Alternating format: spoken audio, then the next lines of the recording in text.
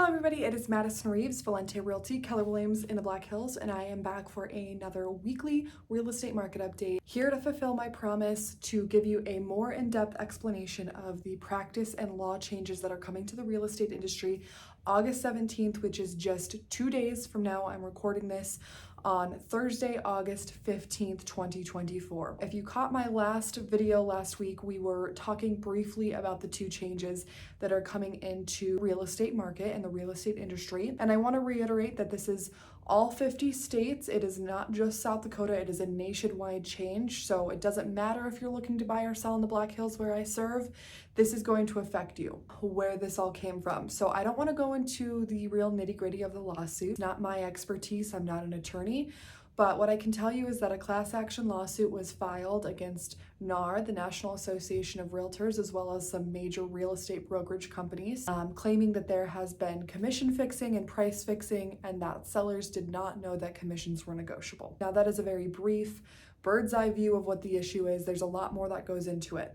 But what you need to know is that NAR and most of the brokerages decided to settle, and the settlement is what created these two practice and law changes that are going into effect in a couple of days. So let's talk about those changes. First change that's going into effect, how the buyer agent compensation will be communicated. There's been a lot of big headlines and stories on news outlets saying that buyer agency compensation is going away completely. That's not the case, and in fact, I think it's going to be the opposite. All that is happening is how we will communicate if buyer agency compensation is offered by the seller will be communicated a little bit differently than it has been for the last many years.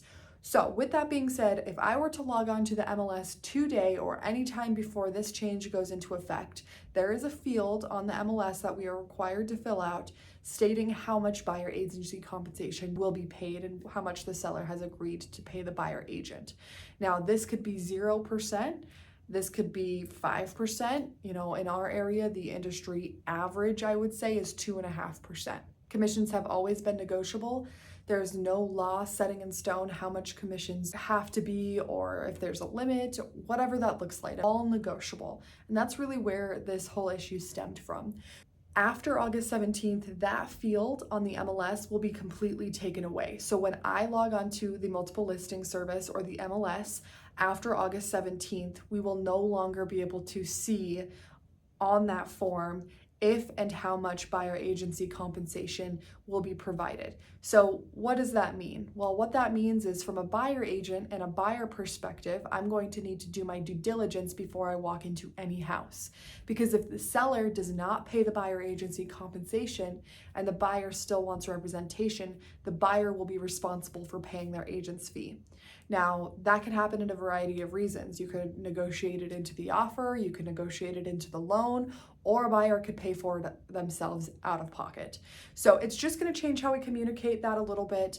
As a buyer's agent, all it's going to look like is, me calling them up and saying, hey, are you offering buyer agency compensation? They could say, yes, no, or depending on the offer, I think is more likely what we're going to see. Buyers do have to know that the seller does not offer buyer agency compensation if for whatever reason you can't get it negotiated into the contract, whether it be the purchase agreement or, wrapping it up into the loan, you're going to be responsible for it as a buyer. Now, as a seller, what does this do for you? As a seller, there are pros and cons to offering buyer agency compensation. One of the cons of offering buyer agency compensation is obviously it costs you more money. You're the one that's paying for it out of the equity of your home. But with that being said, there are a lot more pros to offering buyer agency compensation. So let's just talk a little bit about them. And at this point, this changes so early on in the game that we do not know that for sure. But based on the research that I've done and the conversations that I've had with both other agents and consumers in the real estate market, I think there's a really good chance if there is a situation where a first-time home buyer or somebody with limited funds and they still want representation, cannot get the seller to compensate their buyer's agent through negotiations, I think that they might just pass on that house.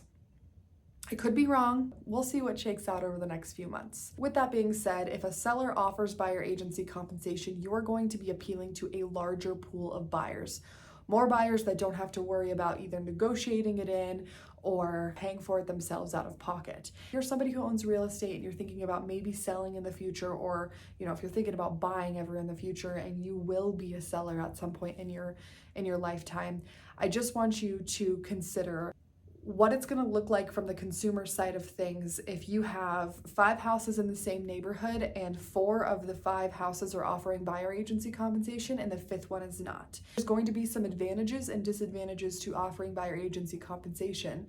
But one of the disadvantages in that scenario is if you're the one that's not offering buyer agency compensation, that could potentially put you at the back of the list for the pool of buyers that, are looking in your area. All real estate commissions are negotiable, and you need to talk with a real estate professional about your specific situation and whether it is in your best interest or not to offer buyer agency compensation. Number 2, so second change. This isn't much of a change in the South Dakota just because we've had this form in place for many years. There are some states out there that this is going to be brand new. So currently in South Dakota, even before the August 17th change for the deadline for the change, we have a form called a buyer agency agreement, and what it does is it describes the agency types and different types of situations depending on the property you're interested in purchasing and how your agent will represent you in those different types of agency. It discusses your agent's obligations, your agent's compensation. Now, this form, as I said, has been in effect in South Dakota for many, many years, and we have to have that signed, before we can put you under contract with an accepted offer on a house. But there are a handful of states that have never used a buyer agency agreement.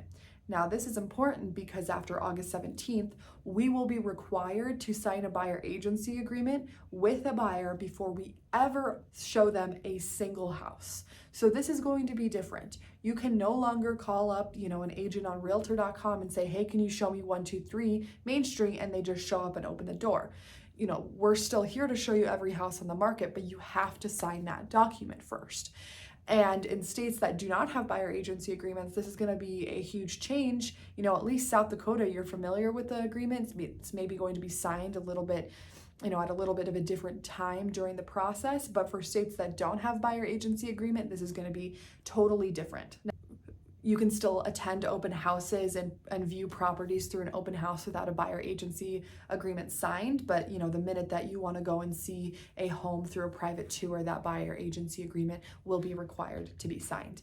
So it's important that you find a real estate agent that can articulately explain what a buyer agency agreement is, what their value is, and why they are charging what they are charging. Understanding what their value is, what they are doing for that money, ensure you guys are a good fit to work together. On the seller side of things, requiring buyer agency agreements are, it's not necessarily going to be a bad thing on either part. Honestly, it's going to create more transparency before, a buyer ever walks into a home. They're going to understand the obligations of them and the obligations of their agent. On the seller side of things, if a buyer is not serious and they're more of just a looky-loo, they're likely not going to want to tie themselves into a legally binding agreement, which, is what a buyer agency agreement is. So that is a synopsis, a recap, a little bit more of a deep dive of the 2 changes that are coming on August 17th. Again, I am recording this August 15th, 2024. So these practice changes and these law changes will be going into effect in just 2 days. And I just want to reiterate, I've said this a couple times talking about this topic, but this is not a bad thing. The world is not ending. The real estate industry is not ending. Anytime there is a disruption in the status quo, things feel a little bit scary and a little bit uncertain. But I want you to think about this. In the 1990s, they did not have buyer agency at all. Buyer agents representing the buyer solely was not a thing. They had something called sub-agency before buyer agency. And in 1990, they rolled out buyer agency, and it was a huge disruption to the real estate industry as they knew it at that time. Things changed, people exited the industry, people entered the industry. It was a little bit unpredictable, which can make things scary. But here we are, almost 3.5 decades later, and it is the normal. We have adapted, we overcame any issues, and now things are, running as smoothly as they should be. And that's what's going to happen with these industry changes as well.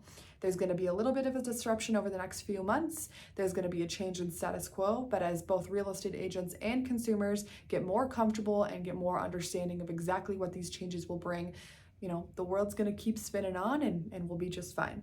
If If you have any questions at all about this change, please let me know. I'd be happy to chat with you about the benefits of offering buyer agency compensation or not if you are a seller. Also be happy to discuss with you the value of having a buyer agency and a representation if you are looking to purchase a home. Anyhow, you're welcome to shoot us an email, send us a text message, give us a phone call, or DM us on any social media. Otherwise, I will see you next week for your next weekly real estate market update.